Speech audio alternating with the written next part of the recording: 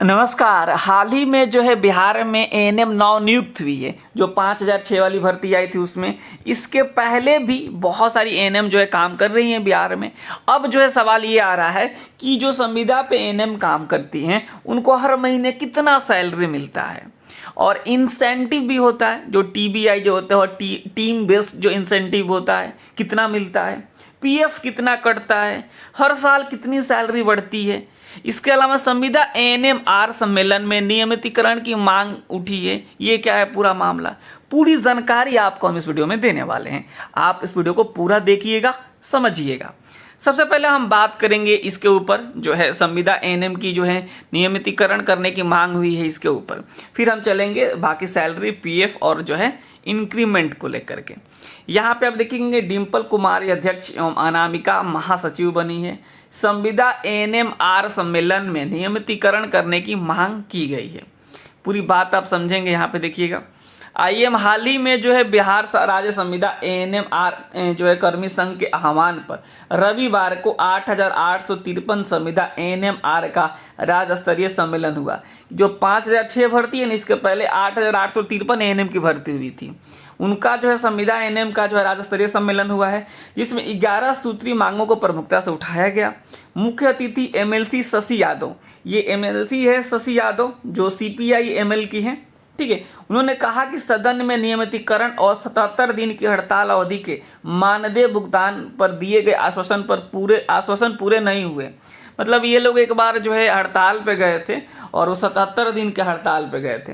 तो जो है शशि यादव के नेतृत्व में इन लोगों ने जो है मांग करी थी स्वास्थ्य मंत्री जी से कि जो 77 दिन का हड़ताल है उसको जो है लीव वगैरह में एडजस्ट करके जो है पैसा इसका मिल जाना चाहिए। तो उसी को लेकर ये लोग बात कर रहे हैं। इसके बाद कहा गया कि अगर ये नहीं मिलता है तो मई में राज्यव्यापी आंदोलन होगा। एक-2 के रणविजय कुमार और प्रेमचंद सिन्हा ने फिक्स टर्म रोजगार व्यवस्था और 4 लेबर कोड का विरोध दोहराया। इस तरीके से तमाम इन लोगों ने बात अपनी कही है, ठीक है। जो यहाँ पे आप देखेंगे संविदा प्रथा पर रोक, संविदा एएनएम के एक पद पर अलग अलग जो है सेवा शर्त एवं वेतन पर नियोजन की नीति बंद करने की मांग की गई।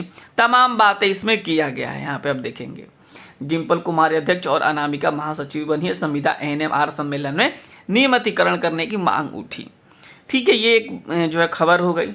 अब हम आगे बढ़ते हैं, जो है सैलरी को लेकर बात करते हैं कि जो है बिहार में अगर आप संविदा एएनएम बनते हैं या फिर बन चुके हैं तो आपको कितना जो है सैलरी मिलेगा। देखिए, जो आपको ज्वाइनिंग लेटर मिला हुआ है, जो आपको पीडीएफ मिला हुआ है, उस पीडीएफ पे आप देखेंगे आप इस तरीके से। अभी कुछ दिन पहले ये खबर आई थी ना, जो सीएम ने 4,954 नवनियुक्त एएनएम को नियुक्ति पत्र दिया था। यहाँ पे देखिएगा जो है 15,000 रुपये प्रति माह की बात कही गई है। लेकिन एक सवाल निकल कर आता है कि जब आप कहीं भी जॉब में जाते हैं तो आपका पीएफ वगैरह कटता है, सरकार का भी कंट्रीब्यूशन होता है। तो ये वाला पूरा मामला, यानी 15,000 तक की सैलरी है ही, लेकिन जो इंसेंटिव है और तमाम जो चीज़ें हैं उसके ऊपर हम बात कर लेंगे, ठीक है। तो देखिए, कई लोगों के मन में होगा कि हम 15,000 को कैसे 45,000 में कन्वर्ट करें। इसके लिए आपको ना परमानेंट एएनएम बनना पड़ेगा। परमानेंट एएनएम बनिएगा तो उसमें आपको 15,000 वाला 45,000 में कन्वर्ट हो जाएगा, काम वही रहेगा। उसके लिए अभी से आप तैयारी शुरू कर दीजिए। बैच का नाम है मेधावी परमानेंट बैच, आप यहाँ से शुरू कर सकते हैं। आपको जो है लाइव क्लासेस, रिकॉर्डेड क्लासेस, मतलब आप ड्यूटी के बाद कभी भी आप पढ़ सकते हैं जो है, और बहुत ही अच्छे तरीके से आपको तैयारी मिल जाती है। 1 साल की वैधता के साथ ये कोर्स है। इसके अलावा कई लोगों के मन में आता है कि हमारी तैयारी पूरी हो चुकी है, हम जो है केवल प्रैक्टिस सेट देना चाहते हैं, तो हमारे यहाँ केवल प्रैक्टिस सेट के भी आपको सुविधा मिल जाती है। अब तक यहाँ पे 33 प्रैक्टिस सेट हो चुके हैं। देखिए, इतना प्रैक्टिस सेट आपको कहीं नहीं मिलेगा। कल ही हुआ था 33 नंबर प्रैक्टिस, 32 और 33, इस तरीके से 34 35 करते करते आपको 60 प्रैक्टिस सेट मिल जाता है। इसको भी आप ज्वाइन कर सकते हैं। आप प्ले स्टोर से अपने मोबाइल के प्ले स्टोर में जाएंगे, वहाँ से एजुकेशनल के भी डाउनलोड करेंगे, या फिर ये जो नंबर दिया गया है 72,899, ये नंबर आप नोट कर लीजिए। 72,899 59,436, इस पर मैसेज करके आप जानकारी ले सकते हैं, ठीक है। चलिए, ये बात हो गई। अब हम सैलरी को लेकर बात करते हैं। देखिए, जो सैलरी है ना, ध्यान से आप समझिएगा, जो सैलरी है वो आपकी 15,000 रुपये है। कितनी है जी? 15,000 रुपये है सैलरी है। लेकिन बात ये आता है और 15,000 रुपये सैलरी है। उसके बाद यहाँ पे टीम बेस्ड इंसेंटिव है, TBI जिसे बोलते हैं, ये हर महीने 1,500 रुपये है। ठीक है, TBI है। तो ये कितना हो गया जी आपको 0 0 5 6 और 1 16,500 रुपये हो गए आपकी सैलरी। अब जो आप समझेंगे एक तरीके से, तो सबसे पहले आपका अब इसमें EPF वगैरह भी कटता है। तो जो 15,000 की सैलरी है ना आपका, इसी में से 1,802 रुपये का आसपास जो है आपका क्या कट जाता है जी, आपका PF कट जाता है। ठीक है, जिसको आप आसानी से कभी भी निकलवा सकते हैं, ये बात आप ध्यान से रखिएगा। ऐसा नहीं कि आपका पैसा डूब गया, डूब नहीं गया, आप जब चाहे तब निकलवा सकते हैं, कुछ साल मतलब कुछ महीने कुछ साल के बाद से। देखिए यहाँ पे कितना हो गया जी, 10 में से 2 गया, 8 हो गया यहाँ पे। ठीक है, और यहाँ पे देखिए 9 हो गया, यहाँ पे हो गया 1 हो गया, और यहाँ पे हो गया 4 में से गया 3 हो गया, और यहाँ पे 1 हो गया। क्लियर है ये बातें? तो इस तरीके से जो है आप समझेंगे कि आपको 13,198 रुपये आपकी क्या हो गई जी, सैलरी आपको मिलेगी। कितना मिलेगी, क्योंकि 1,802 रुपये आपका PF में कट जाएगा, आपके अकाउंट में कितना आएगा जी 13,198 रुपये, मतलब वही अप्रॉक्स 13,200। अब आपको लग रहा हो कि सर ठीक है, आपने तो ये भी बताया कि 1,500 रुपये हर महीने मिलेगा, तो ये सैलरी में नहीं आता है, ये 6 महीने साल भर पे TBI आपको मिलता है, एक ही साथ इसका फॉर्म भरा जाता है TBI वाला।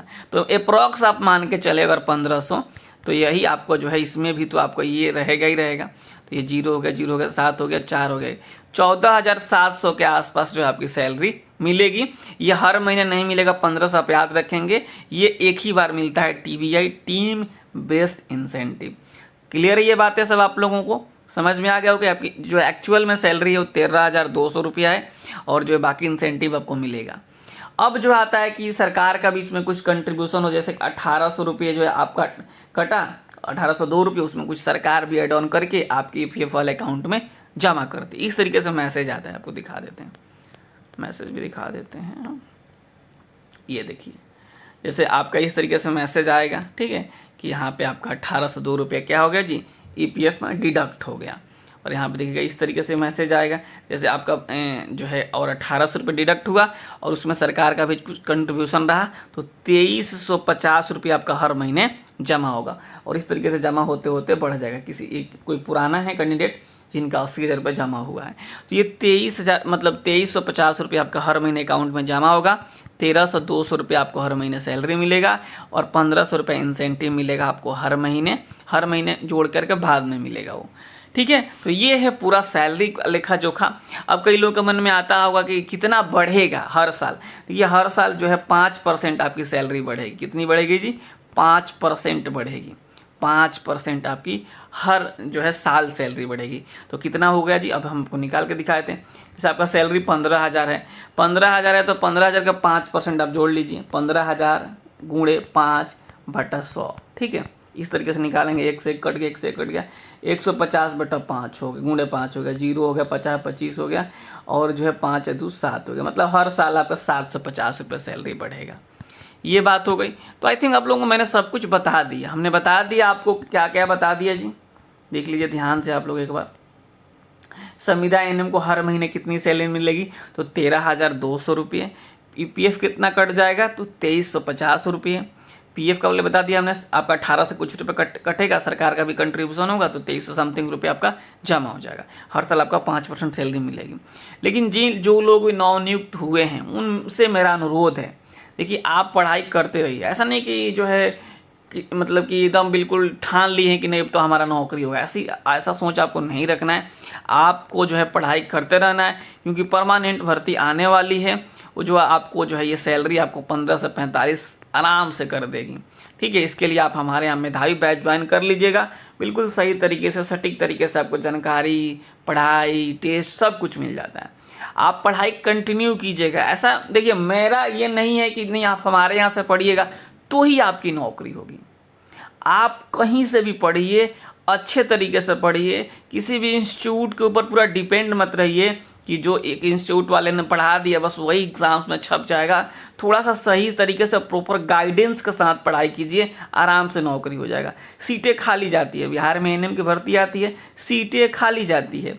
आपको पता है 10,709 में 7400 लोग ज्वाइन कर पाए हैं, सीटें खाली चली गई। तो जो है बिल्कुल ना, पढ़ाई देखिए, पढ़ने के लिए इतना कंटेंट है कि मतलब आप पढ़ ही नहीं पाइएगा, ना कोई नहीं पढ़ पाया है। तो आपको क्वालिटी वाला कंटेंट देखना है, क्वालिटी वाला कंटेंट पढ़ना है, लिमिटेड ही पढ़े लेकिन वो एग्ज़ाम्स के बेस्ड पे हो, यानी एग्ज़ाम्स के बेस्ड पे हो। जिस तरीके से एग्ज़ाम्स का पैटर्न है उस तरीके से आप पढ़ाई हो रहा हो आपका, केवल ABCD करने से काम आपका नहीं चलेगा। तो आप सही तरीके से पढ़िए, चाहे वो एजुकेशनल AKP से पढ़िए, चाहे कहीं से पढ़िए, लेकिन इस बात का ध्यान रखिएगा कि कोई अगर कह रहा है कि नहीं हम 2000 रिजल्ट दिए हैं, हमारे यहाँ से पढ़िएगा तो हमारे यहाँ रिजल्ट हो जाएगा, हम 1000 रिजल्ट दिए, इस तरीके से अफवाहों में आप मत पढ़िएगा। आप पढ़िए मन से, किसी इंस्टीट्यूट के भरोसे मत रहिए। एजुकेशनल AKP से अगर आप जुड़ेंगे तो यहाँ पे भी आपको प्रॉपर गाइडेंस ही दिया जाएगा। ऐसा नहीं कहा जाएगा कि नहीं जी बिल्कुल जो है हम जो कह दिए वही छप जाएगा। इस तरीके से भ्रामक विज्ञापन से आप दूर रहिए, नहीं तो फिर जो है आपको जो है एक तरीके से ना होता है कि ये भर्ती तो चली जाएगी, फिर एक अगली भर्ती का इंतजार करना पड़ेगा। मैं देख रहा हूँ जो चल रहा है कि जो है अभ्यर्थी आते हैं और भ्रामक विज्ञापन देख के फंस जाते हैं। तो आपको भ्रामक विज्ञापनों से दूर रहना है, खुद भी मेहनत करना है और तमाम गाइडेंस के साथ आपको पढ़ना है। चलिए इस वीडियो में इतना ही रखते हैं। नमस्कार, धन्यवाद।